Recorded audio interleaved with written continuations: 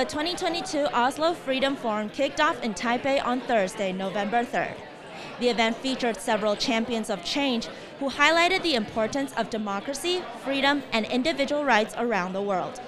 We also had the chance to speak to Hong Kong activist Nathan Law about his journey in support of democracy, his new life in the UK, and his take on cross-strait tensions following China's 20th National Congress. The Oslo Freedom Forum is a great occasion to accommodate activists from around the world to spread their words, indeed very important voice from these closed regions in their stories fighting against injustice.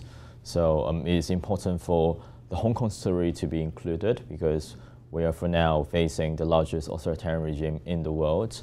Our civil society is demolished. We need more people to stand up for Hong Kong and appeal more people to stand with Hong Kong. So my presidency is definitely marking that stance, and I do hope that by speaking at the Oslo Freedom Forum that there will be more people supporting our struggles. In my presentations, I will probably talk about not only Hong Kong, but also the other regions that the other activists have talked about, and also remind everyone that even though we're in the darkest time, but we still need to have hope. After I left Hong Kong in June 2020, I've been an international advocate for Hong Kong. I've been speaking up for the people of Hong Kong and the future of Hong Kong in many different occasions. Some of them are very important, some of them I can directly talk to policymakers. So to propel them to make more assertive China policy, these roles are really important because for the people of Hong Kong who are living in Hong Kong, they are unable to speak up. If they, for example, say that Chinese officials should be sanctioned for what they've done to Hong Kong, or the world should be more tough on China, they will be immediately arrested. So this responsibility lies on the shoulder of exile activists.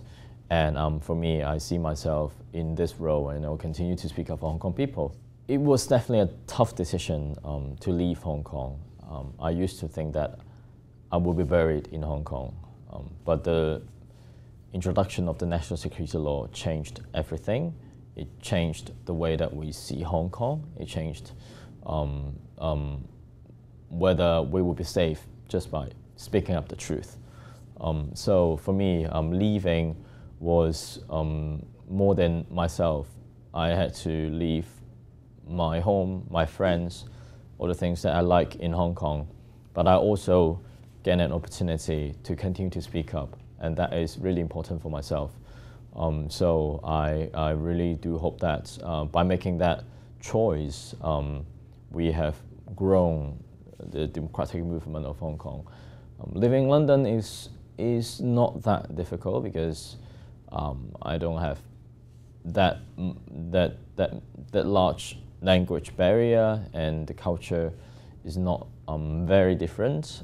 So for me, seeing London as my base and speaking to politicians and policymakers from around the world and continue to make sure Hong Kong becomes a focal point, this is pretty much my life in London. Why not Taiwan? I think the largest mission is to change how the Western world, most notably the US and EU and UK, and many other democratic countries, to react more strongly to China's threats.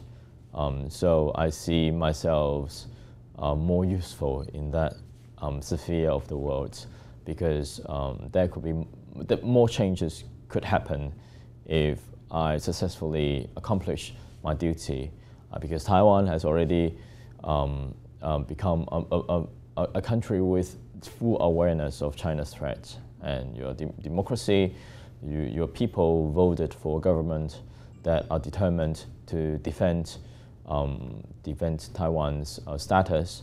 I think these are a good signal. My role is to remind the people and the governments indeed who don't have the same level of awareness as Taiwan to catch up the pace and to be more assertive to China.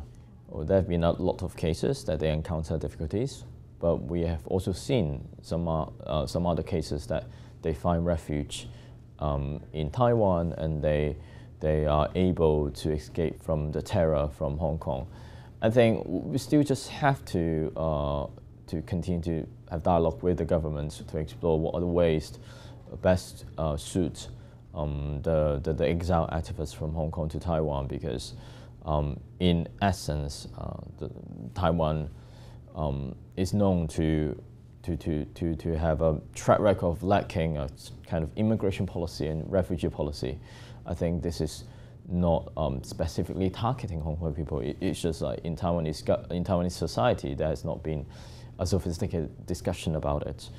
So I think this is also a good golden opportunity for Taiwanese governments, for them to reflect themselves and to think about a more comprehensive immigration policy, because Taiwan is an aging society. There's a lack of workforce, and in the world of talents, we need more competitiveness in attracting these people and make yourself more resilient in this global economy.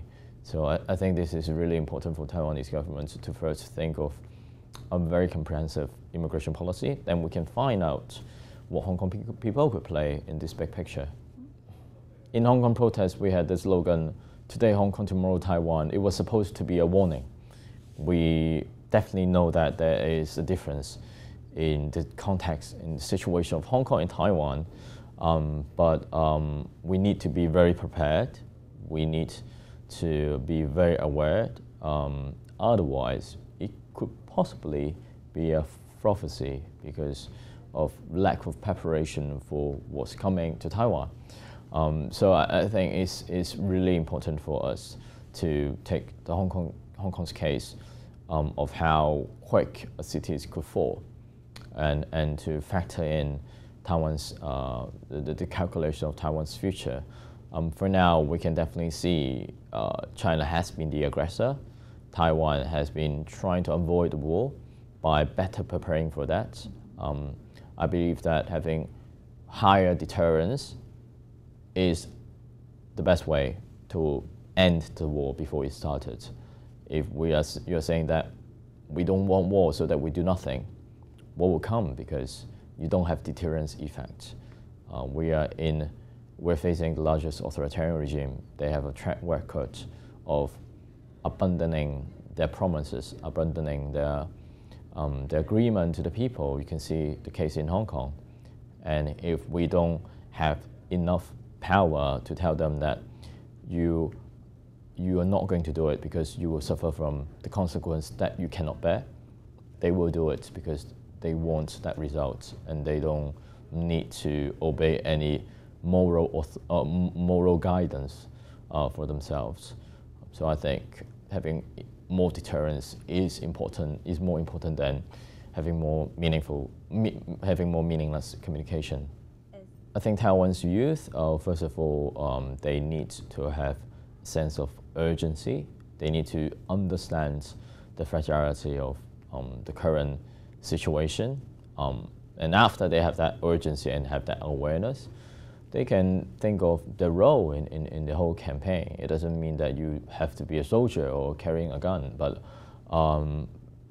building a stronger democracy, countering fake news, countering the information warfare launched by the Chinese authority, trying to have more civil diplomacy, like diplomacy in the civil society, to interact with the global community, to boost Taiwan's international recognition. All these are few of the things from a wide range of options that young people can help. Maybe you cannot be the determining factor. Maybe you cannot single-handedly save Taiwan, right? But you can definitely be contributing in this big campaign. This interview and the many conversations held with activists further shows the importance of speaking up against authoritarian regimes in events like the Oslo Freedom Forum, especially in Taiwan, which is a beacon of democracy to Asia and the world. This is Vivian Xiao for TVBS World Taiwan.